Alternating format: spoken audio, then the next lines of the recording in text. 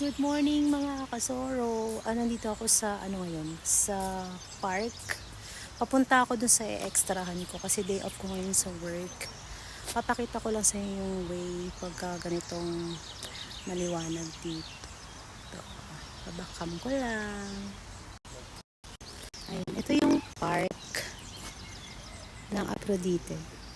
Yung pinakita kong yung in-upload ko sa Facebook na may malalaking isda, dyan yun. Tapos ito yung way papunta dun sa bus station na sasakyan ko. Papunta dun sa extrahan ko. Pagka kasi, mga kasoro, pagka day off ko, nag-extra ako dun sa kakilala ng boss ko dito. Sayang din naman kasi. Hindi naman tayo ganun kapagod. Unless na lang kapag talagang maraming work, pagod, ganyan, hindi ako pumupunta. Pero pagka okay lang naman, tsaka di naman din mahirap yung work doon, napupunta ako. One ride lang siya from here, from bus station.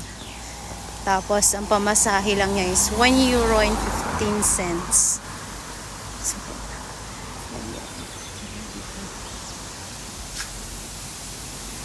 ito yung ilog na karugtong naman doon sa una kong in-upload. Ayan siya.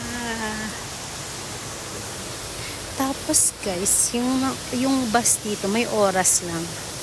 So kailangan abutan mo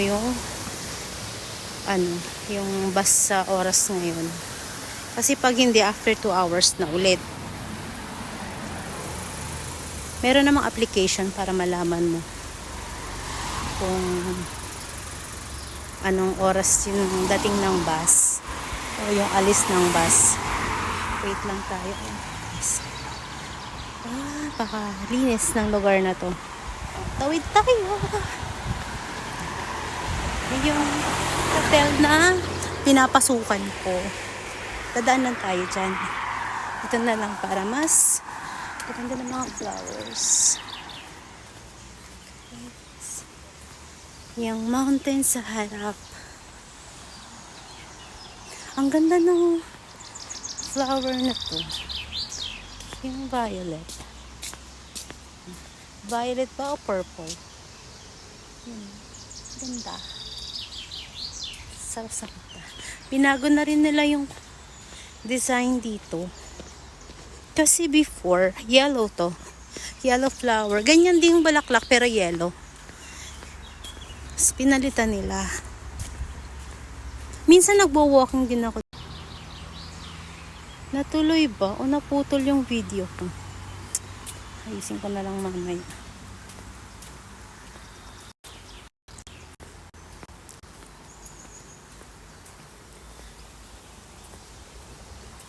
Ito yung labas ng hotel. Dadaan tayo dyan.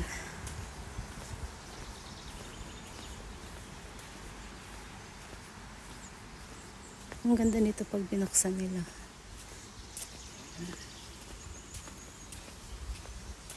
Yung mga ibon dito, mga kasoro, hindi nanginginig sa tao.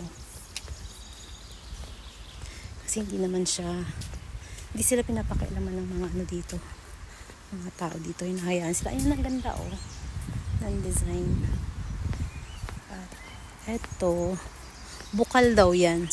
Nung tinranslate ko yan, ano siya, bukal. Ano daw siya yung gamot. Ganun. Ito pa yung bus station. Medyo malapit naman na. Abutan ko pa.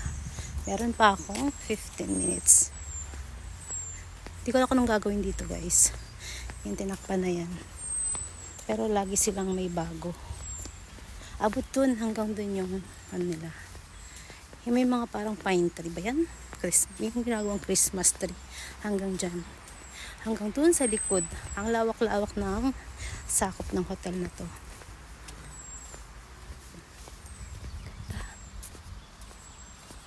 Ang hotel na yan.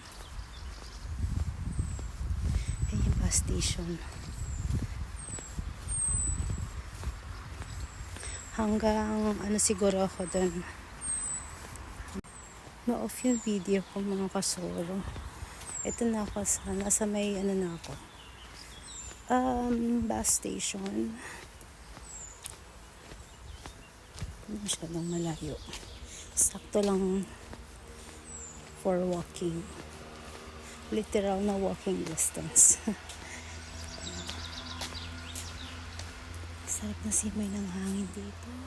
Naputol yung video ko. Hindi ko alam kung bakit.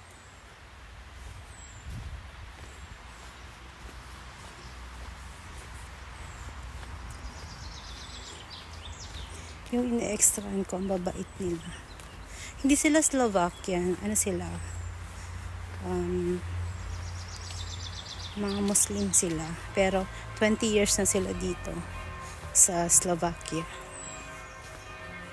Nag-extra ako. Minsan, kung ano lang iutos niya, babantay ng anak niya, titingin. Kaya kung ano, kahit anong iutos niya doon. Kasi hindi siya pwedeng kumilos-kilos. Meron siyang problem sa spinal. Ganun. So, konting kilos lang niya, pagod na agad siya. Kahapon pa dapat ako pupunta doon, pero medyo alanganin sa oras ng bus station yung out ko, kaya ngayon na lang ako pupunta. Simbahan yan, yung naririnig ko.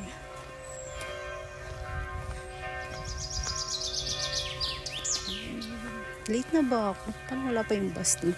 Ito. Yung bus na yan, yung 132. Okay guys, bye for now.